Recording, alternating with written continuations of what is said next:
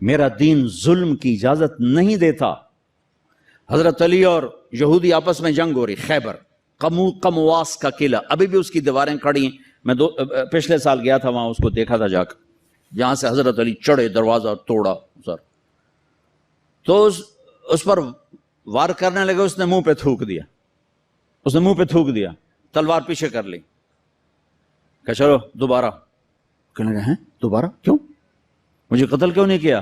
تو میرے اوپر چھا گیا تھا، کہ پہلے تو میں اللہ کے لیے قتل کر رہا تھا، جب تو نے میرے منہ پہ تھوکا تو مجھے غصہ آ گیا، مجھے ڈر لگا کہ تمہارا قتل میرے غصے کی وجہ سے کہیں نہ ہو، اللہ نہ ناراض ہو جائے، میں تمہیں اللہ کے لیے قتل کر رہا ہوں۔ اس نے کہا میاں مجھے کلمہ پڑھا دے، مجھے نہیں لڑنا۔ اور جب اسلامی لشکر جاتے تھے تو حکم ہوتا تھا کسی بچے کو نہیں قتل کرنا، کسی عورت کو نہیں قتل کرنا، کسی گرجے کے راہب پادری کو نہیں قتل کرنا، بوڑھوں کو نہیں قتل کرنا، درختوں کو آگ نہیں لگانی، درختوں کو نہیں کاٹنا۔ ہاں اس نے ناکام ہونا ہی تھا، لیکن اس میں مرزا الہی بخش، نجف خان، نواب شجاع الدولہ، یہ 3 آدمی اس میں ذریعہ بنے۔ لیکن وہ نہ بھی ذریعہ بنتے تو بھی وہ معاملہ 4 دن بعد پھر ہو جاتا، 4 دن پہلے 4 دن بعد ہوتا، لیکن ان کے ماتھے پر رسوائی کا داغ لگنا تھا، اور ان کی قبروں نے موت تک نحوست دیکھنی تھی، اور ان کی ہڈیوں نے نحوست دیکھنی تھی۔ تو مرزا الہی بخش، نواب شجاع الدولہ اور نجف خان، یہ انگریزوں سے مل کر انہوں نے راستہ بنایا، اور یوں 1857 پر آ کر مکمل زوال ہو گیا۔ اور پنجاب میں رنجیت سنگھ آ گیا، ایک گجرانوالے کا تھا، ڈاکو سے بادشاہ بن گیا، لیکن کم وقت اتنا کامیاب حکمران نکلا کہ انگریز آنکھ نہیں اٹھا سکے جب تک رنجیت سنگھ زندہ رہا۔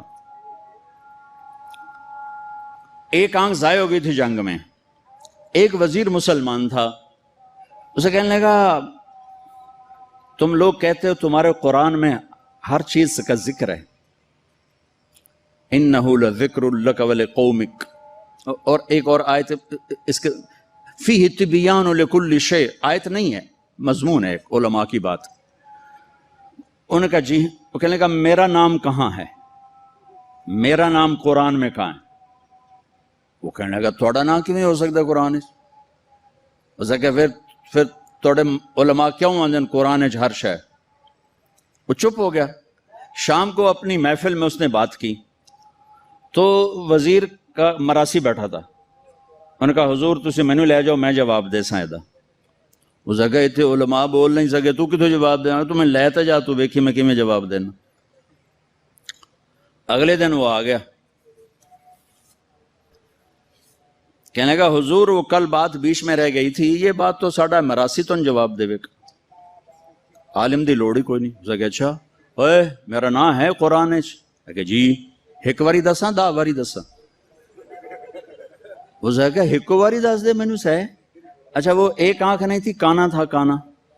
تو اس نے کہا ساڈا قرآن 100 واریاں دا کان من الکافرین، کان من الکافرین، ایک کافر ہونا ہے تے کانا ہونا ہے تے تو ہی ہوتا ہے، اور کیڑا ہے؟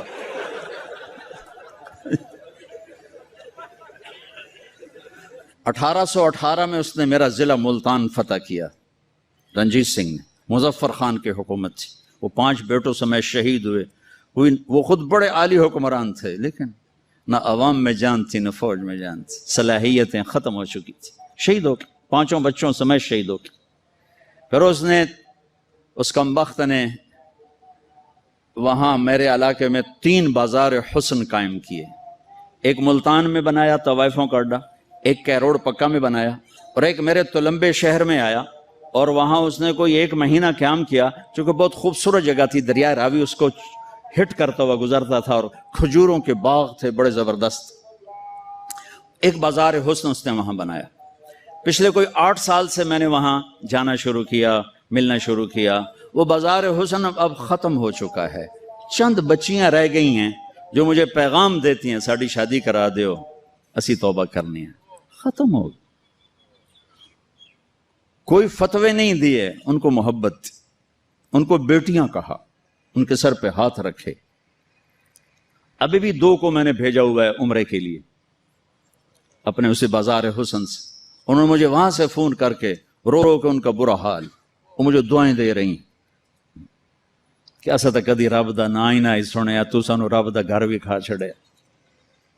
سب چندے کو وہ بیچاری روتی ہیں کہ ساڈے کول ہور پیشہ کوئی نہیں تھا, عزت دیون واسطے تیار کوئی نہیں. میں تو جب سے طوائفوں سے ملا ہوں مجھے طوائفیں مظلوم نظر آئی ہیں اور انہیں نچانے والے ظالم نظر آئے ہیں. ان کے جسموں سے کھیلنے والے درندے ہیں, انہیں گھنگرو پہنا کے نچانے والے بھیڑی اور درندہ نما انسان ہیں.